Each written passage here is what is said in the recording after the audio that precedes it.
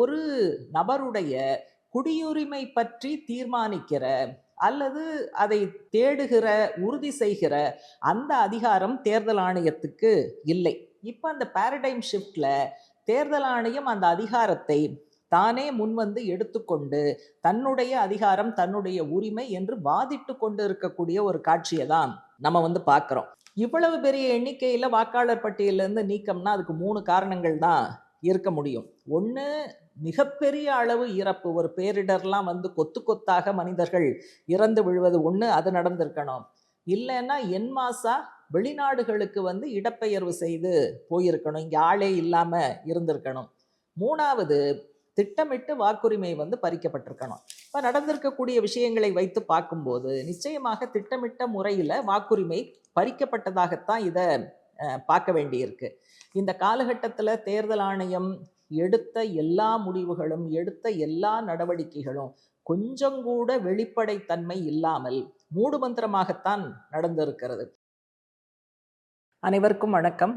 Peoples democracy ஜனவரி 12-18 வாரத்துக்கான தலையங்கம்.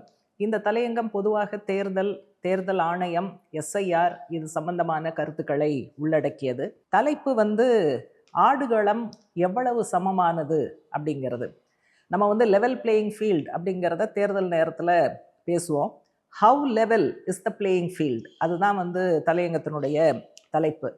இப்போ 5 மாநிலங்கள் தேர்தலை சந்திக்க உள்ளது. இந்த நேரத்தில் நம்ம ஒரு ஒட்டுமொத்த காட்சி என்ன அப்படிங்கிறத நம்ம பார்க்க வேண்டியிருக்கு. குறிப்பாக தேர்தலோடு சம்பந்தப்பட்டு ஒட்டுமொத்த காட்சி நம்ம சொல்லும்போது நம்முடைய குடியரசு, இந்திய குடியரசு, அது உருவாக்கி இருக்கக்கூடிய அரசமைப்பு சட்டம், அந்த சட்டத்தின் அடிப்படையில் தான் நம்ம இந்த பிக் பிக்சர் என்ன அப்படிங்கிறத பார்க்கணும்.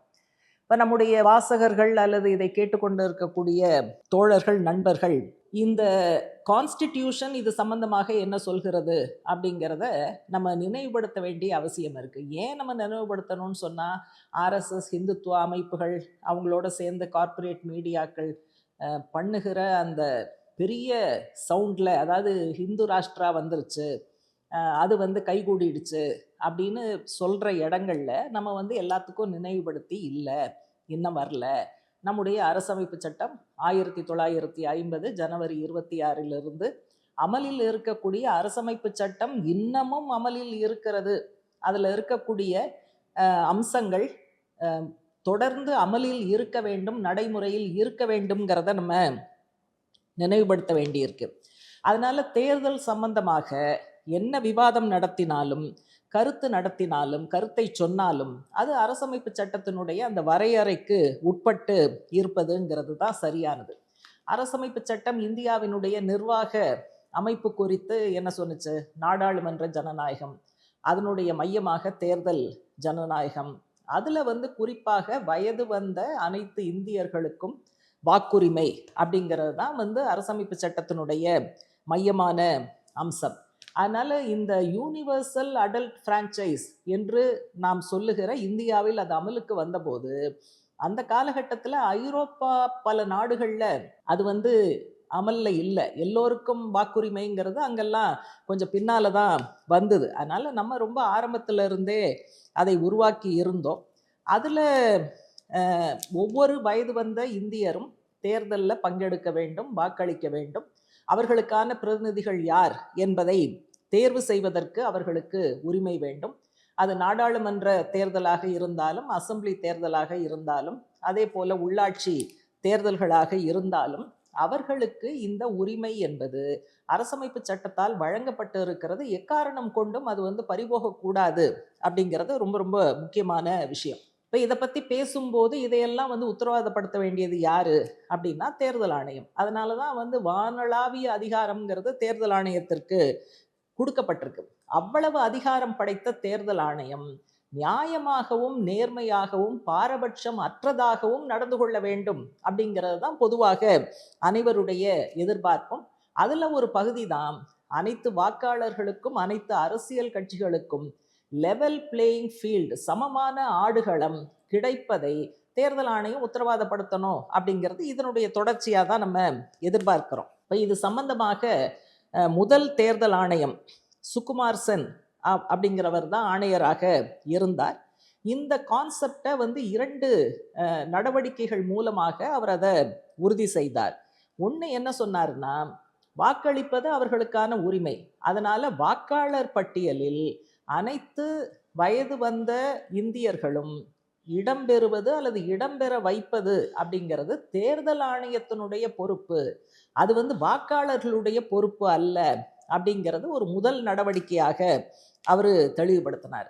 2வது, இந்த அனைத்து இந்திய குடிமக்கள் அப்படிங்கும்போது சிட்டிசன்ஷிப் பிரச்சனைங்கிறது வருது. அப்போ அவர் என்ன சொன்னாருன்னு சொன்னால், சிட்டிசன்ஷிப் பிரச்சனையை பார்க்க வேண்டியது தேர்தல் ஆணையம் அல்ல. எப்போ பிரச்சனை வரும்?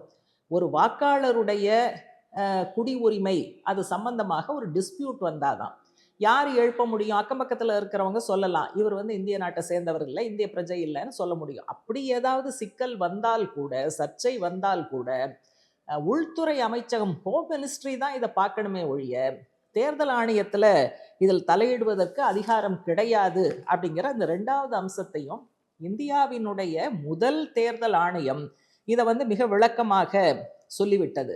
ஆனால் இப்போ நடந்துகிட்டு இருக்கிறது என்ன அப்படின்னா, பேரடைம் ஷிஃப்ட். பேரடைம் ஷிஃப்ட்னா என்ன?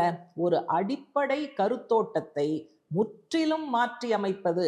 அப்போ இந்த முதலாம் தேர்தல் ஆணையம் அரசமைப்பு சட்டத்தின் அடிப்படையில் முன்வைத்த இந்த முக்கியமான அம்சங்கள் அடிபட்டு போகிற ஒரு காட்சியை தான் நம்ம இன்னைக்கு பார்த்துக்கிட்டு இருக்கோம். தேர்தல் ஆணையத்துக்கு இருக்கிற மற்ற அதிகாரங்களை நம்ம வந்து கேள்வியே கேட்கல.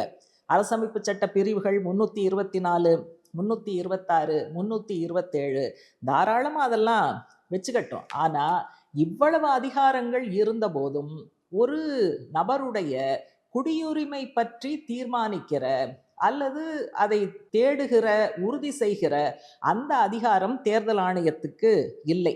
இப்போ அந்த பேரடைம் ஷிஃப்ட்ல தேர்தல் ஆணையம் அந்த அதிகாரத்தை தானே முன்வந்து எடுத்துக்கொண்டு தன்னுடைய அதிகாரம், தன்னுடைய உரிமை என்று வாதிட்டு கொண்டு இருக்கக்கூடிய ஒரு காட்சியை தான் நம்ம வந்து பார்க்குறோம். இப்போ சுப்ரீம் கோர்ட்ல வேற இந்த கேஸ் இருக்கு. அதனால சுப்ரீம் கோர்ட் ஃபைனலாக என்னங்கிறத சொல்லட்டும். ஆனால் அதுக்கும் முன்னால நமக்கு அதில் வந்து ஒரு ஸ்டாண்ட் பாயிண்ட் இருக்க வேண்டிய தேவை இருக்கு. இப்போ பீகாரில் தான் முதல்ல எஸ்ஐஆர் கொண்டு வந்தாங்க. அவசரமாக கொண்டு வந்தாங்க. என்ன செஞ்சாங்கங்கிறதெல்லாம் இந்த காலகட்டத்தில் தொடர்ந்து நம்ம பார்த்துக்கிட்டு இருக்கோம். அதில் ஒரு வாக்காளர் பட்டியலில் இடம்பெறுவது வாக்காளர்களுடைய பொறுப்பாக அவங்க தலையில சுமத்தப்பட்ட ஒரு கடமையாக எஸ்ஐஆர்ல மாறிவிட்டது அப்படிங்கிறத பார்த்தோம். இப்போ கடந்த கால மாதிரி எல்லாம் இல்லை. ஏன்னா வழக்கமாக ரொட்டீனா ரிவிஷன்ங்கிறது நடந்துக்கிட்டே இருக்கு. இறந்து போனவர்களை விடுவிப்பது, அதே போல் புதிய வாக்காளர்களை சேர்ப்பதுங்கிறது புது விஷயமெல்லாம் இல்லை, நடந்துக்கிட்டே இருக்கிற விஷயம்.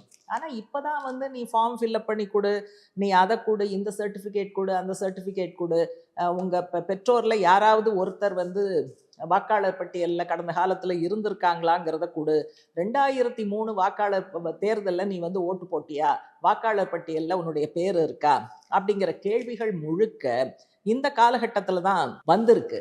அப்போ அரசமைப்பு சட்டம் நமக்கு கொடுத்திருக்கக்கூடிய வாக்குரிமைங்கிற அடிப்படை உரிமையை நடைமுறைப்படுத்துவதற்கே ஒவ்வொரு வாக்காளரும் பயங்கரமா சிரமப்பட வேண்டி இருக்கிறது. கடுமையான நடவடிக்கைகள்ல இறங்க வேண்டி இருக்கு. அப்ப பீகார் எஸ்ஐஆர்ங்கிறது ஒரு 65 லட்சம் வாக்காளர்களை பட்டியலிலிருந்து அகற்றியது அப்படிங்கிறத நம்ம பார்த்தோம். அதே போல புதிதாக சேர்த்தவர்கள் பீகார்ல பார்த்தீங்கன்னா ரொம்ப ரொம்ப குறைவு. பொதுவா எல்லா தேர்தல்லையும் எல்லா இடங்கள்லையும் வாக்காளர்கள் எண்ணிக்கை அதிகரிப்பதுங்கிறது தான் இயல்பு. இதுல வந்து வாக்காளர் எண்ணிக்கை குறைகிறது அப்படிங்கிறது ரொம்ப பிசார், ரொம்ப வினோதமானது, விந்தையானது அப்படிங்கிறத தலையங்கம் சுட்டி காட்டுது. அப்ப பீகார்னு ஒரு மாநிலத்திலேயே இவ்வளவு கந்தரகோலம் நடந்திருக்கு. இப்ப 12 மாநிலங்கள், யூனியன் பிரதேசங்கள்ல இந்த எஸ்ஐஆர் இதே பாணியில் நடப்பதுங்கிறது இன்னும் ஒரு மிகப்பெரிய பேரிடரை உருவாக்கும் அப்படின்னு தான் நம்ம யோசிக்க வேண்டியிருக்கு. இப்போ இந்த 12 மாநிலங்கள், யூனியன் பிரதேசங்கள்ல எஸ்ஐஆர் நடத்திவிட்டு வெளியிட்டிருக்கக்கூடிய இந்த நகல் வாக்காளர் பட்டியல், அதில் பார்த்தீங்கன்னா எவ்வளோ டெலீஷன் நடந்திருக்குன்னா கிட்டத்தட்ட 6.5 கோடி, 6.56 கோடி பேர் பட்டியலிலிருந்து இந்த எல்லா மாநிலங்கள்லையும் சேர்த்து நீக்கப்பட்டு இருக்கிறார்கள். ஏற்கனவே இருந்த வாக்காளர்களில் இந்த நம்பர் வந்து என்ன சதவீதம்னா 13% பேர் பட்டியல்ல இருந்து நீக்கப்பட்டு இருக்கிறார்கள். மிக அதிகமான நீக்கம் வந்து உத்தரப்பிரதேசம் தான். கிட்டத்தட்ட 3 கோடி 2.89 கோடி பேர் நீக்கப்பட்டிருக்காங்க. அடுத்தது தமிழ்நாடு 90 லட்சம் பேருக்கு மேல நீக்கப்பட்டிருக்காங்க. அப்போ பீகார்ல நடந்ததை போலவே அகற்றுவது நீக்குவதுங்கிறது மிகப்பெரிய அளவுலையும், புதிதாக சேர்ப்பதுங்கிறது மிக குறைவான அளவுலையும் தான் இதுலையும் நடந்திருக்குங்கிறத நம்ம பார்க்க வேண்டியிருக்கு.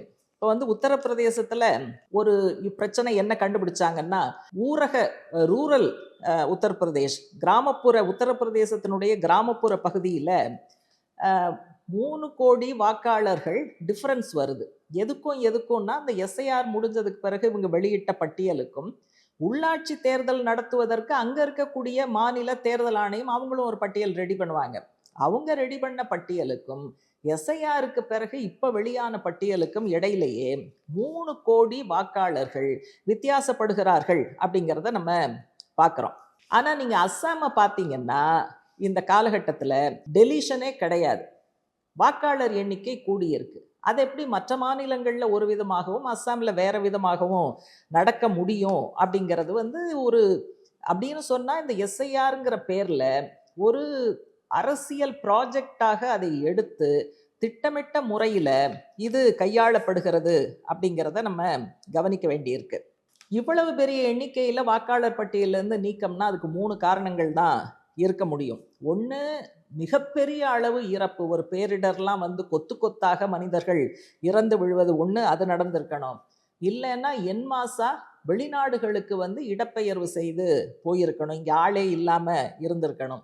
3வது, திட்டமிட்டு வாக்குரிமை வந்து பறிக்கப்பட்டிருக்கணும். இப்போ நடந்திருக்கக்கூடிய விஷயங்களை வைத்து பார்க்கும்போது நிச்சயமாக திட்டமிட்ட முறையில் வாக்குரிமை பறிக்கப்பட்டதாகத்தான் இதை பார்க்க வேண்டியிருக்கு.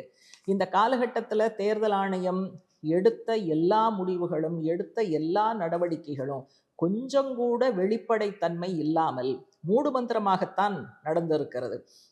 அரசியல் கட்சிகள் நிறையா கேள்வி கேட்டாங்க, இண்டிவிஜுவல் எக்ஸ்பர்ட்ஸ் வந்து நிறையா கேள்வி கேட்டாங்க, பல அப்சர்வர்ஸ் நிறையா கேள்வி கேட்டாங்க, இண்டிபெண்ட் மீடியா அவங்க வந்து கேள்வி கேட்டாங்க. தலையங்கத்தில் ஒன்று வேடிக்கையாக என்ன குறிப்பிட்டிருக்காங்கன்னா, இண்டிபெண்ட் மீடியாங்கிறது இப்போ சமீப காலமாக அரிதான விஷயமாக மாறிக்கொண்டு இருக்கிறது அப்படிங்கிறத, vanishing tribe of independent media அப்படின்னு அவங்க வேடிக்கையாக குறிப்பிட்டிருக்காங்க. நல்ல கொஞ்ச நஞ்ச மீடியா கேட்ட கேள்விகள், எல்லா கேள்விகளையும் அவங்க வந்து உதாசீனப்படுத்தினாங்க. எந்த பதிலும் தேர்தல் ஆணையம் முறையாக சொல்லவில்லை. அதனால நீங்க அரசியல் கட்சிகளுக்கும் லெவல் பிளேயிங் ஃபீல்டு இல்லை, வாக்காளர்களுக்கும் லெவல் பிளேயிங் ஃபீல்டு இல்லை. இதற்கான விளக்கம் எதுவும் தேர்தல் ஆணையத்துக்கிட்ட இருந்து முறையாக வரல. அதனால தேர்தல் நடக்கும்போது அரசமைப்பு சட்டத்தின் வரம்புக்கு உட்பட்டு நம்முடைய விவாதம் நடந்தால் இந்த கேள்விதான் பிரதானமான கேள்வியாக முன்னுக்கு வர முடியும். ஏன் இத்தனை பேரை நீக்கினீங்க? பதில் கிடையாது. நீக்குவதற்கு நீங்கள் சொல்லி இருக்கக்கூடிய காரணங்களுக்கு என்ன ஆதாரம், சாட்சியம் என்ன சொல்லுங்க, ஆதாரம் என்ன சொல்லுங்கன்னா அதையும் அவங்க சொல்லலை. கொஞ்ச நாளைக்கு முன்னால உள்துறை அமைச்சர் அமித்ஷா சொன்னாரு, ஊடுருவல்காரர்கள் வந்து அகற்றப்படணும் அப்படிங்கிறதுக்கு அவர் 3D வார்த்தை சொன்னார். Infiltrators must be detected, deleted, deported அப்படிங்கிற வார்த்தையை சொன்னார். ஆனால் அந்த 12 மாநிலங்களில் எஸ்ஐஆர் முடிஞ்சு ஃபஸ்ட்டு வாக்காளர் பட்டியல் வெளிவரும்போது அல்லது பீகாருடைய ஃபைனல் பட்டியல் வெளிவரும்போது எத்தனை பேர் வந்து இன்ஃபில்ட்ரேட்டர்ஸ் அல்லது வெளிநாட்டுக்காரர்கள்ங்கிற முறையில் டெலீட் பண்ணப்பட்டாங்க அப்படின்னு பார்த்தா பெருசாக ஒன்றும் கிடையாது. அப்போ இந்த ஒட்டுமொத்த எக்ஸசைஸ் எஸ்ஐஆர் அப்படிங்கிற விஷயம் யாருக்கு பலனளிப்பதாக இருக்கிறது அப்படின்னா பிஜேபிங்கிற அரசியல் கட்சிக்குத்தான் இது பலனளிப்பதாக இருக்கிறது. நீங்க வந்து செய்திகளை எல்லாம் பார்த்தீங்கன்னு சொன்னா ஆர்எஸ்எஸ் பிஜேபி அமைப்புகள் இன்னும் அடுத்த கட்டம் நிறைய போலி வாக்காளர்களை சேர்ப்பதற்கு திட்டமிட்டு கொண்டிருப்பதான விஷயங்கள் வருது. அப்ப இதற்கான ஒரு நிர்பந்தம் யார் மேல வரும் அப்படின்னு சொன்னா பூத் லெவல் ஆஃபீஸர்ஸ். நம்ம நிறைய செய்திகள் பார்த்துட்டு இருக்கோம், தற்கொலைக்கு தள்ளப்பட்டார்கள், விரக்தி அடைந்தார்கள், நிறைய செய்திகள் வருது. அப்ப வந்து பிஎல்ஓஸை பெரிய அளவு இவங்க வந்து நிர்பந்தப்படுத்திட்டு இருக்காங்க. செயற்கை நுண்ணறிவு, ஆர்டிஃபிஷியல் இன்டெலிஜென்ஸ் டூல்ஸு, சாஃப்ட்வேர், அதை வந்து செயல்படுத்துவதற்கான ஏஜென்சிஸ் அப்படின்னு ஒரு பெரிய ஒரு நிர்வாக ஏற்பாட்டை ஆர்எஸ்எஸ், பிஜேபி, சங் பரிவார் செய்து கொண்டு இருக்கிறது. இந்த டெலிஷன்ல முக்கியமா என்ன அப்படின்னா, பாலின அடிப்படையில் பெண்கள் அதிகமாக பட்டியலில் இருந்து அகற்றப்படுவது, அல்லது ஒரு குறிப்பிட்ட சமூக பகுதியினர், சமூக ஒடுக்குமுறைக்கு உள்ளாகக்கூடிய பகுதியினர், சாதியினர், அவங்க அகற்றப்படுவது, இதெல்லாம் சிறுபான்மை மக்கள் அகற்றப்படுவது, இதெல்லாம் ஒரு பொதுவான விஷயமாக டெலிஷன் சம்பந்தமாக பார்க்கும்போது வருகிறது. அதனால இது ஒட்டுமொத்தமாக ஒரு மிகப்பெரிய அளவில் திட்டமிட்டு அரசியல் ப்ராஜெக்டாக கையில் எடுக்கப்பட்டு செய்யப்படுகிற தில்லு முள்ளு மேனிப்புலேஷன் அப்படிங்கிறத நம்ம புரிஞ்சுக்கணும். அதனால இந்த ரவுண்டு வரக்கூடிய தேர்தலில் கொள்கைகளை சொல்வது, வாக்குகளை திரட்டுவது, தேர்தல் பிரச்சாரம் செய்வது என்பதெல்லாம் ஒரு பக்கம் நடந்தாலும் கூட இது எதிர்கட்சிகளுக்கு ஒரு மிகப்பெரிய சவால். லெவல் பிளேயிங் ஃபீல்டுங்கிற இந்த கான்செப்டை சுக்குநூறாக தகர்க்கிற இந்த எஸ்ஐஆரை கேள்வி கேட்காமல், அதை எதிர்த்து போராடாமல் நம்ம தேர்தலை சந்திக்க முடியாது, தேர்தல் சம்பந்தமான விவாதத்துல ஈடுபட முடியாது. அதனால அந்த சவாலை சந்திப்பதற்கு நம்மை நாமே தயார்படுத்திக் கொள்ள வேண்டும் என்பதுதான் தலையங்கத்தினுடைய சாராம்சம்.